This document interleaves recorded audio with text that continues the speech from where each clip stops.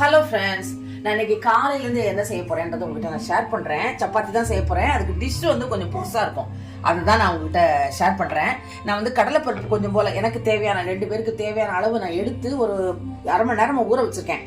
இப்போ இந்த கடலைப்பருப்பையும் ஒரு உருளைக்கிழங்கு அதில் போட்டு நான் எனக்கு ஒரே ஒரு உருளைக்கிழங்கு தான் போடுறேன். போதும் இது எங்களுக்கு. அதனால இந்த ஒரு வேலைக்கு தான் வைக்கிறேன். இந்த உருளைக்கிழங்கையும் இந்த கடலைப்பருப்பையும் அதில் போட்டு நான் வேக வச்சு ஃபர்ஸ்ட் எடுத்து வச்சுக்க போகிறோம்.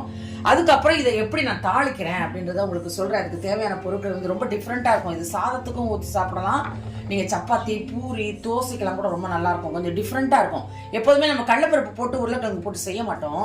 அதனால் அதை தான் நான் இன்னைக்கு டிஃப்ரெண்ட்டாக இருக்கும் அதை செய்கிறேன். இப்போ பச்சை மிளகாய், தக்காளி, வெங்காயம், இஞ்சி பூண்டு எல்லாமே எடுத்து வச்சுருக்கேன். மிளகாய், மசாலா ஐட்டங்களும் எடுத்து வச்சுருக்கேன். இப்போ முதல்ல வந்து நம்ம இந்த கடலைப்பருப்பையும் உருளைக்கிழங்கை நல்லா கழுவிட்டு ஃபஸ்ட்டு நான் வேக வச்சிடுறேன். வேக வச்சுட்டு அதுக்கப்புறம் எப்படி நம்ம அதை ப்ராசஸ் பண்ணுறதை உங்கள்கிட்ட காமிக்கிறேன். வாங்க வீடியோக்குள்ள போகலாம். இப்போ பாருங்கள், இதுக்கு தேவையான பொருட்கள்லாம் வெட்டி வச்சுருக்கேன். கொஞ்சம் வெங்காயம் நிறைய வெட்டி வச்சுருக்கேன். 2 தக்காளி, பச்சை மிளகாய், கருவேப்பிலை, கொத்தமல்லி. இப்போ இதுக்கு தேவையானது இந்த பட்டை, கிராம்பெல்லாம் இருக்கு இல்லையா, அதே மாதிரி நம்ம தாளிச்சுக்க போகிறோம். இந்த பருப்பு வந்து நான் எப்படி வேக வச்சுருக்கேன்றதை காமிக்கிறேன் பாருங்கள். இப்படி வேக வச்சுக்கணும். அதாவது பருப்பும் தெரியணும், அதே சமயத்தில் கொஞ்சம் குழஞ்சிருக்கணும். இந்த மாதிரி வேக வச்சு வச்சுக்கோங்க. இப்போ வந்து உருளைக்கிழங்கு இதே மாதிரி நம்ம வேக வச்சு வச்சுருக்கேன். இப்போ இந்த தண்ணியை வந்து நம்ம இதில் ஊற்றிடலாம். இந்த உருளைக்கிழங்கு அப்படியே இருக்கட்டும். இப்போ நம்ம இதை தாளிச்சுட்டு திரும்ப அதில் போட்டு குக்கரில் ஒரு விசில் விட போகிறோம். இப்போ வந்து இதை பிரிஞ்சி இலை போட்டிருக்கேன்.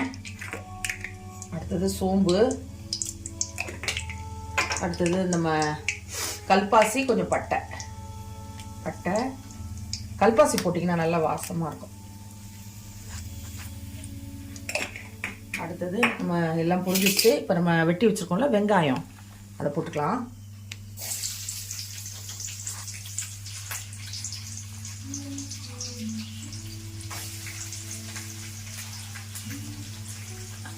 கடிச்சு அடுத்தது கருவேப்பிலை. ஸோ இது நல்லா கொஞ்சம் வதங்கட்டும். இஞ்சி பூண்டு பேஸ்ட் அதில் அரைச்சி வச்சுருக்கேன். வதக்கிட்டு காட்டுங்க. இப்போ இஞ்சி பூண்டு பேஸ்ட் போட்டேன். அடுத்தது வந்து தக்காளி வெட்டி வச்சுக்கோம்ல, தக்காளி இதையும் போட்டுக்கலாம்.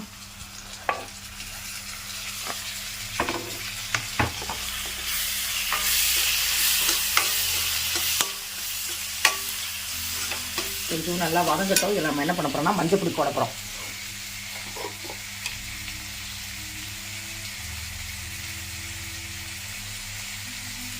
மஞ்சள் பொடி. இது வந்து கடலைப்பருப்பும் கொஞ்சம் கேஸு, உருளைக்கிழங்கும் போடுறதுனால கொஞ்சம் பெருங்காயத்தூள் போட்டுக்கோங்க, நல்லாயிருக்கும்.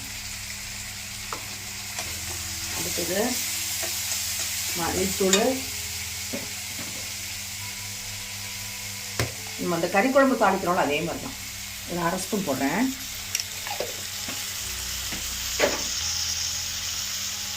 அடுத்தது நம்ம இந்த குழம்பு மிளகாத்தூள் அரைச்சி வச்சுக்கோங்கள, அதில் ஒரு 1/2 ஸ்பூன் போடுறேன். அடுத்தது காஷ்மீரி மிளகாத்தூள் கலருக்காக ஒரு 1/2 ஸ்பூன். இப்போ எல்லாம் நம்ம போட்டுட்டோம். எல்லா மசாலாவும் போட்டோம்.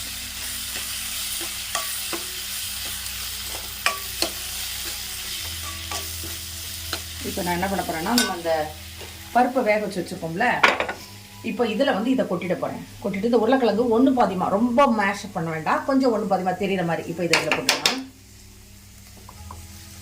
போட்டுட்டு அதுக்கு பிற்பாடு என்ன பண்ண போகிறோம், நம்ம அந்த ஒரு விசில் வச்சிட்டிங்கன்னா நல்லா அழகாக சேர்ந்து வந்துடும். இதில் நான் வந்து இதுக்கு தான் உப்பு போட்டிருக்கேன். இந்த பருப்புக்கும் உருளைக்கிழங்கு சேர்த்த மாதிரி நான் உருளைக்கிழங்கு போடலை. தேவையான அளவுக்கு உருளைக்கிழங்கு போட்டுக்கோங்க. இது வந்து சாதத்துலேயும் நீங்கள் போட்டு சாப்பிடலாம், அவ்வளோ அருமையாக இருக்குங்க. ட்ரை பண்ணி பாருங்கள். இப்போது நம்ம அந்த தாளித்து வச்சுருக்கோம்ல, அதை எடுத்து நான் இதில் ஊற்றிடுறேன்.